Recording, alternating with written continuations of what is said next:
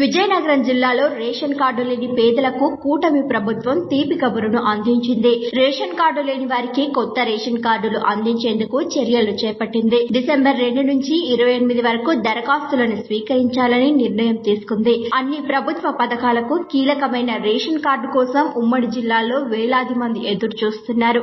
గతంలో దరఖాస్తు చేసుకున్నా గత ప్రభుత్వం మంజూరు చేయకుండా ఆలస్యం చేసింది. అయితే ఈ ఏడాది జనవరి 1వ తేదీ నుండి మార్చి వరకు చేసుకున్న దరఖాస్తులను కూడా పరిగణలోకి తీసుకోవాలని నిర్ణయించారు. వాటన్నిటిని పరిశీలించి అర్హులకు సంక్రాంతి కానుకగా అందిస్తారు. రేషన్ కార్డు డిజైన్ కూడా మారబోతున్నాయి. ప్రస్తుతం ఉన్న రేషన్ కార్డుల స్థానంలో కొత్తవి పంపిణీ చేసేందుకు ఆంధ్రప్రదేశ్ ప్రభుత్వం చర్యలను చేపట్టబోతోంది. ఈ మేరకు డిజైన్లను ఎంపిక చేసే కసరత్తును ప్రభుత్వం చేపడుతోంది. ఈ ప్రక్రియ పూర్తయ్యాక కార్డులన్నింటినీ ముద్రించి పంపిణీ చేయనున్నారు. ప్రస్తుతం కార్డులన్నీ గత ప్రభుత్వం బొమ్మలతో ఉన్నాయి. వీటిని సమూలంగా మార్చబోతున్నారు. కొత్త కార్డులు కావాలనుకునేవారు డిసెంబర్ 2 నుంచి దరఖాస్తు చేసుకోవాలని, డిసెంబర్ 2 నుండి 28 వరకు ఈ గడువు తేదీ ఉంటుందని డిఎస్ఓ మధుసూదన్ రావు ఓ ప్రకటనలో తెలిపారు.